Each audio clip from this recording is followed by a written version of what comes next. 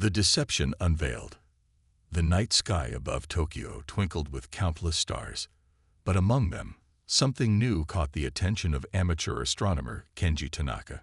Through his telescope, he spotted what appeared to be a comet, except it moved with deliberate purpose, changing course as it approached Earth's solar system. Meanwhile, deep beneath the Nevada desert, Commander Sarah Chen stood in the command center of Earth's most classified facility. The walls hummed with the power of quantum computers, their screens displaying data that would shock the world if it ever became public knowledge. "Confirmed contact, Commander," reported Lieutenant James Rodriguez, his fingers dancing across holographic interfaces. "The Galactic Federation's scout vessel has entered our system.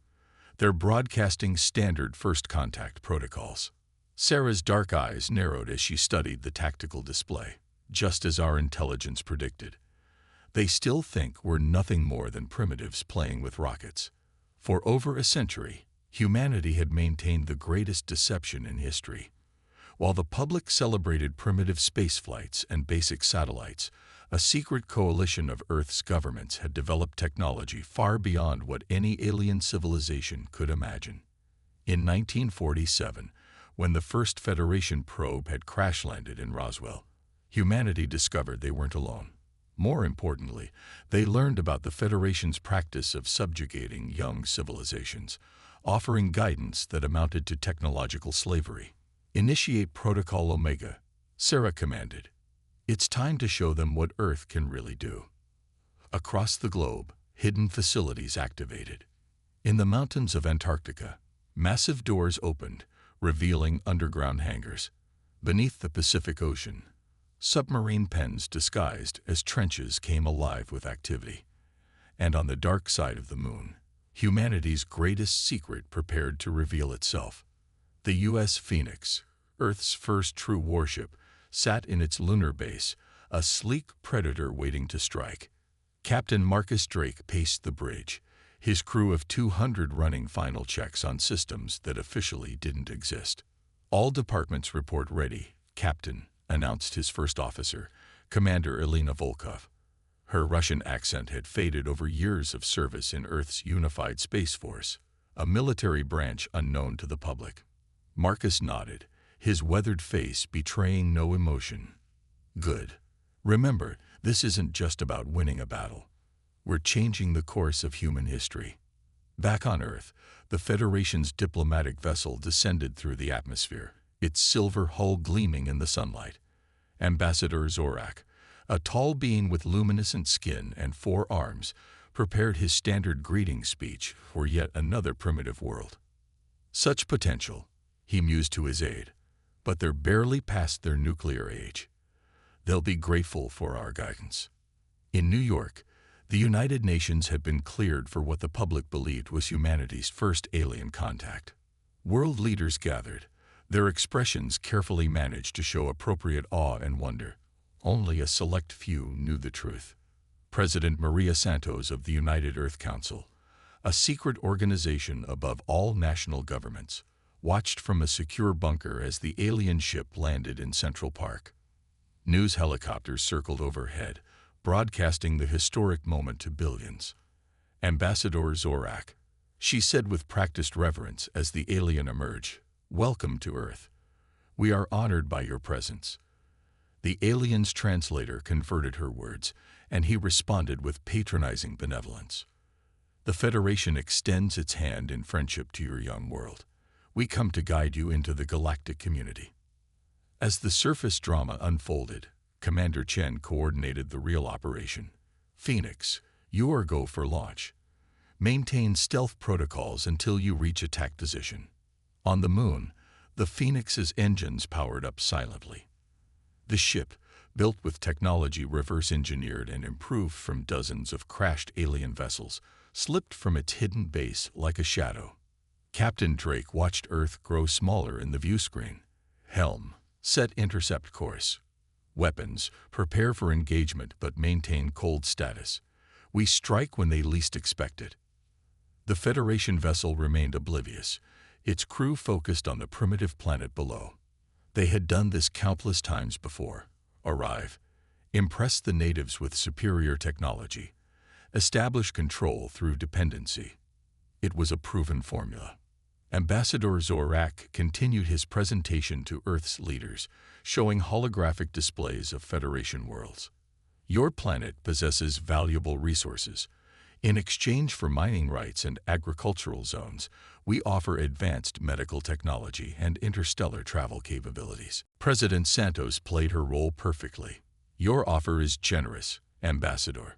We would need to discuss this with our people, of course. Naturally, Zorak replied, his four hands gesturing magnanimously. Though I should mention, once a world enters our protection sphere, certain security measures are implemented immediately. In her hidden bunker, Commander Chen smiled grimly. The Federation was following their playbook exactly. Phoenix, the ambassador just mentioned security measures. That's your cue. Aboard the Phoenix, alarms sounded softly. Federation vessel powering up containment field generators, reported the tactical officer. Captain Drake stood. All hands, battle stations. Drop stealth, raise shields, and target their field generators. Let's show them what humanity is really made of. The Phoenix shed its cloaking field, appearing suddenly on the Federation vessel's sensors. On their bridge, confusion reigned. Unknown vessel detected, shouted their sensor operator. It's impossible. Their technology signatures exceed our own. Ambassador Zorak received the emergency alert just as he was explaining the benefits of Federation membership. His luminescent skin paled. This cannot be. Earth has no space fleet. President Santos dropped her act. Actually, Ambassador, we've had one for quite some time. You see, we've been expecting you. The Phoenix opened fire, its weapons precisely targeting the Federation ship's containment field generators. Brilliant beams of energy lanced through space, striking with surgical accuracy. Direct hits, announced Commander Volkov. Their field generators are disabled. Captain Drake nodded. Open communications. Let's introduce ourselves properly. The main screen flickered to life, showing the shocked face of the Federation vessel's captain. Behind him, his bridge crew scrambled in panic. This is Captain Marcus Drake of the Earth defense ship Phoenix. Your vessel is targeted by weapons you cannot defend against. Power down your systems and prepare to be boarded. The Federation captain sputtered. This is impossible. Earth is a Category 3 civilization. You don't have the capability. We've had the capability for decades, Drake interrupted. We just chose not to advertise it. Now, about that surrender. On Earth, news networks suddenly went dark. When they returned, President Santos addressed the world from the real United Earth Council chambers. Citizens of Earth, she began. Today marks the end of our greatest deception and the beginning of our true place among the stars. For generations, we have hidden our true capabilities, preparing for this moment. As she spoke, images appeared on screens worldwide. The Phoenix engaging the Federation vessel, hidden bases revealing advanced aircraft, submarines transforming into spacecraft. The truth could no longer be contained. In space, the Federation vessel surrendered, its crew in shock. Ambassador Zorak found himself not a benefactor, but a prisoner, as Earth's special forces secured the ship. Commander Chen watched the operation unfold with satisfaction. Phase 1 complete. The Federation knows we're not helpless children anymore. But this was just the beginning. Across the galaxy, other Federation vessels received distress signals from their diplomatic ship. For the first time in millennia, their expansion had met not just resistance, but superior force. Humanity had announced itself to the stars not as subjects, but as equals, or perhaps something more. The game had changed, and Earth held the winning hand. The battle begins. The Federation battle cruiser Dominion dropped out of hyperspace 3 days after the Phoenix's surprise attack. Vice Admiral Kritak, a veteran of countless subjugation campaigns, studied the tactical display with growing unease. The diplomatic vessel Herald floated powerless in Earth's orbit, surrounded by what his sensors claimed were impossible. a fleet of advanced human warships. Tactical analysis, he demanded, his chitinous mandibles clicking with agitation. Sir, his science officer responded, voice trembling, their technology appears to be superior to ours. Shield harmonics we've never encountered, weapons that seem to bend physics itself. On Earth, Commander Chen coordinated the defense from her command center. All vessels, maintain defensive formation. Let them see what we've got, but don't fire unless fired upon. The Phoenix led a formation of 12 warships, each one a masterpiece of human engineering. The Artemis, specializing in electronic warfare. The Prometheus, a carrier launching swarms of AI-controlled fighters. The Athena, bristling with experimental weapons. Captain Drake stood on the Phoenix's bridge, calm amid the tension. They're scanning us. Let them see enough to worry, but keep the quantum torpedoes and singularity cannons offline. Vice Admiral Kretak opened communications. Unknown vessels, you have attacked a Federation diplomatic mission. Stand down immediately or face the consequences. Drake's response carried the weight of humanity's century-long preparation. Vice Admiral, your diplomatic mission attempted to deploy a containment field around our planet. We defended ourselves. I suggest you reconsider your position. The Federation commander's scales flushed purple with rage. Primitives, you dare threaten the Galactic Federation. We have conquered 1,000 worlds. And we, Drake replied coolly, have spent 100 years preparing to ensure we wouldn't become the 1,001st. On Earth, classified archives opened to select media outlets. The world learned about the Roswell incident's true nature. The secret lunar bases, the underground cities where humanity's greatest minds had worked in shadows. Social media exploded with revelations that rewrote history. Dr. Yuki Sato, lead scientist of Project Prometheus, gave an emergency press conference. When we first detected alien presence in 1947, we realized Earth faced a choice: reveal ourselves and likely become subjects, or prepare in secret. We chose the latter. She displayed holographic schematics of technologies the public had never imagined. Quantum encryption allowed us to hide our communications. Graviton manipulation let us build in space without detection. And yes, we've had faster-than-light capability since 1995. Back in space, Vice Admiral Kretak made his decision. All ships, attack formation. Show these upstarts the price of defiance. The Federation fleet, 5 cruisers and dozens of smaller vessels, moved to engage. But humanity had studied their tactics for generations. Execute Thermopylae Protocol, Drake ordered. The human fleet scattered in a seemingly chaotic pattern, but each ship moved with precise purpose. The Artemis unleashed electronic warfare so sophisticated that half the Federation vessels lost targeting capability. The Prometheus's fighters swarmed like angry hornets, too small and fast for conventional weapons to track.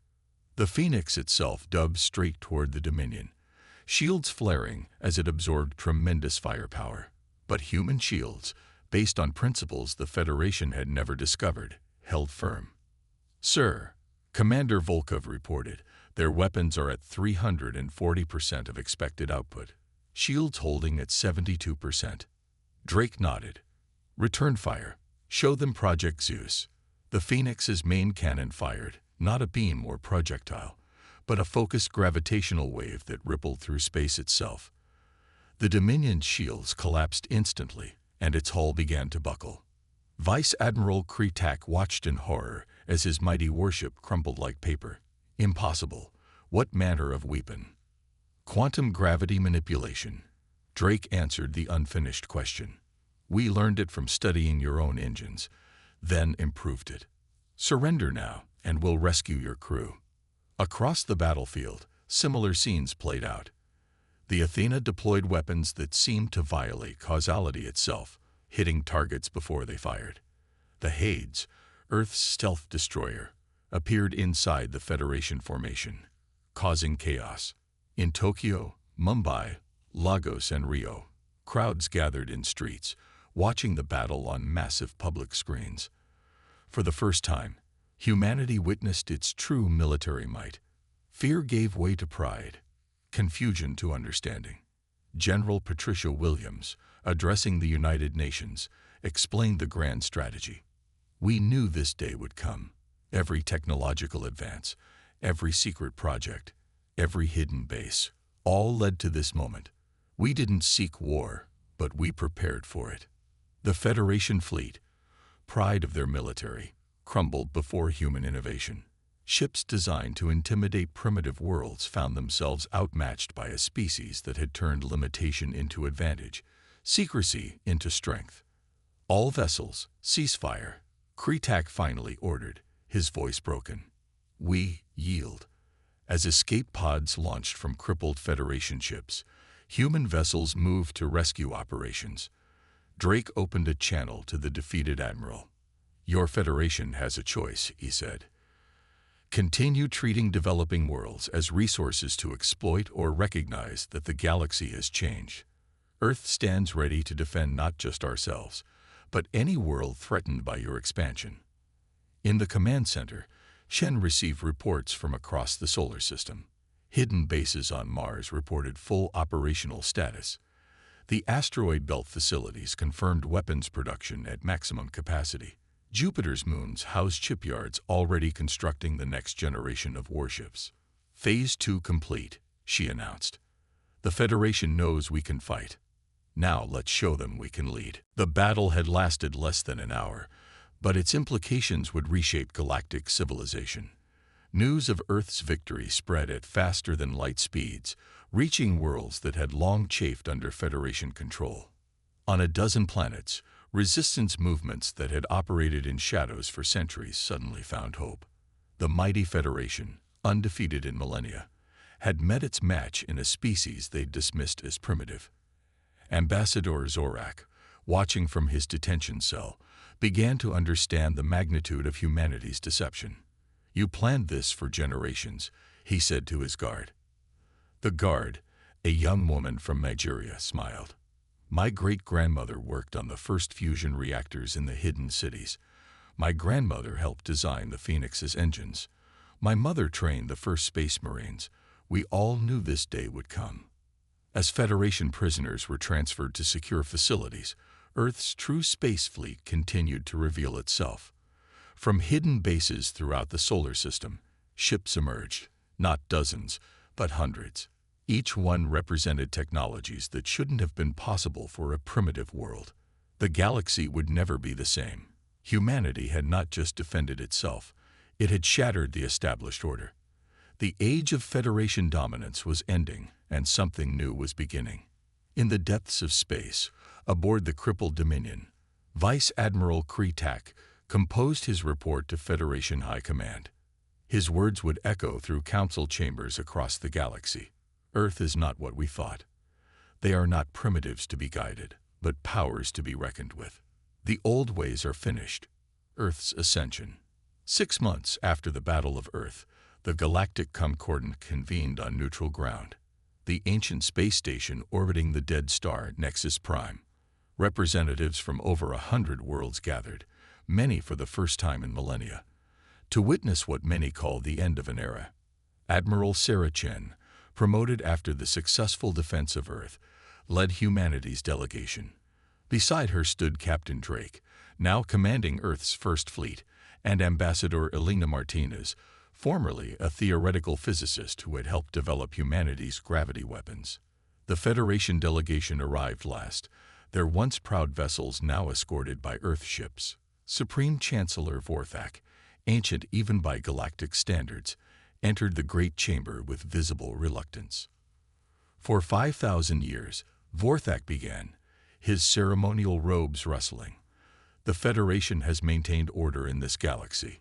We uplifted primitive worlds, brought peace to war-torn systems. Through subjugation and control. Admiral Chen interrupted, her voice carrying across the vast chamber. Your peace came at the cost of freedom. Your order required the suppression of potential rivals. Murmurs rippled through the assembled delegates. No one had ever spoken to the Supreme Chancellor this way and lived. Chen continued, Earth offers an alternative. Not domination, but partnership. Not control, but cooperation. She activated a holographic display, showing the galaxy's political map. In 6 months, 17 worlds have declared independence from the Federation. Each one did so peacefully, knowing Earth's fleet would protect their right to choose. On Earth, the changes were even more dramatic. Hidden cities had opened their doors, advanced technologies were being integrated into daily life, and humanity was adapting to its new reality with remarkable speed. Dr. Seto's public demonstrations of gravity manipulation had revolutionized transportation. Quantum computing networks now connected every corner of the globe. Medical advances, kept secret for decades, were eliminating diseases that had plagued humanity for millennia. In New Geneva, the United Earth Council met openly for the first time. President Santos addressed both the Council and the watching billions. Our deception was necessary, but that time has passed. Now we must lead by example. Back at Nexus Prime, the negotiations reached a critical point. The Kretel Empire, long a Federation rival, proposed an alliance with Earth. The Shkar Collective, masters of biotechnology, offered to share their knowledge in exchange for gravity tech. Chancellor Vorthak watched his carefully constructed order crumble. You would destroy 5 millennia of stability. No, Drake responded, stepping forward. We would evolve it. The Federation's model is obsolete, a pyramid with you at the top, everyone else below. We propose a circle where all species stand as equals. The human delegation unveiled their proposal, the Galactic Commonwealth, a democratic body where each world had equal representation, where technology sharing was encouraged rather than restricted, where defense was collective rather than imposed. Impossible, Vorthak scoffed. Without central control, chaos will reign. Ambassador Martinez smiled. That's what you told every world under your control. Yet here we are, a species you deemed primitive, having defeated your best fleet and now offering a better way. The vote, when it came, was overwhelming. World after world aligned with Earth's vision. The Federation found itself reduced from galactic hegemon to just another member of the new Commonwealth. On Earth, the transformation accelerated. The lunar shipyards, no longer hidden, worked around the clock. Mars Colony, previously a secret military base, opened to civilian settlement. The asteroid belt became humanity's industrial heartland. But with power came responsibility. When the Vorian cluster faced a refugee crisis, Earth's fleet led the humanitarian response. When the Zephyr world suffered ecological collapse, human terraforming technology offered hope. A year after first contact, Earth hosted the Commonwealth's inaugural assembly. Delegates from across the galaxy gathered in a purpose-built station at the Lagrange point between Earth and the Moon. The structure itself was a marvel. Human engineering combined with alien aesthetics, a symbol of the new galactic order. Admiral Chen, now Supreme Commander of Commonwealth Forces, addressed the assembly. We stand at the dawn of a new age. Not the human age, or the Federation age, but the age of unity. Former Ambassador Zorak, now serving as cultural liaison, approached her after the speech. I must admit, I was wrong about your species. You didn't just match our technology, you surpassed our vision. Chen nodded. We had an advantage you never considered. We knew what not to become. As the assembly continued, reports came in from across the galaxy. Worlds that had hidden their own advancement for fear of Federation control now emerged. Technologies thought lost to history resurfaced. The galaxy was experiencing a renaissance. On Earth, children grew up knowing they were citizens of the cosmos. Schools taught xenobiology alongside history, Starship engineering alongside mathematics. Humanity's greatest achievement wasn't its weapons or ships, but its ability to unite others. 5 years after the Battle of Earth, the transformation was complete. The Federation existed only in history books. The Commonwealth flourished with Earth as its beating heart. In a quiet moment aboard the Phoenix, now a museum ship orbiting Earth, Drake reflected on the journey. We spent a century preparing for war. He mused to Chen. only to win peace. Chen gazed at the blue planet below. That was always the plan. We showed strength not to conquer, but to convince. Power not to dominate, but to liberate. The galaxy had learned what humanity always knew. True strength lies not in subjugating others, but in elevating them. Earth hadn't just ascended to the stars. It had lifted others with it. In schools across the Commonwealth, children learned the story of Earth's rise. How a species deemed primitive had outsmarted a galactic empire. How patience and preparation had triumphed over arrogance and complacency. How humanity's greatest weapon had been its vision of a better future. And in the depths of space, aboard ships bearing the flags of 100 worlds united in common purpose, the motto of the new age shone bright. From many, one. From one, many. The stars, once distant and forbidding, had become bridges between worlds. Humanity had not just claimed its place among them. It had created a new constellation where all could shine. As the Phoenix's memorial plaque read, here began not the conquest of space, but the liberation of the galaxy. Earth stood not above, but among the stars. The age of empires had ended. The age of Commonwealth had begun. And across the galaxy, worlds that had once cowered before the Federation now looked to Earth, not as conquerors, but as the architects of freedom. In the end, humanity's greatest achievement wasn't the weapons they built or the battles they won, but the future they created, a galaxy where every species could reach for the stars, knowing they would find not masters waiting above, but equals extending their hands in friendship. The story of Earth's ascension would be told for millennia to come, not as a tale of conquest, but as the moment when the galaxy learned that true greatness lies not in power over others, but in the power to unite them.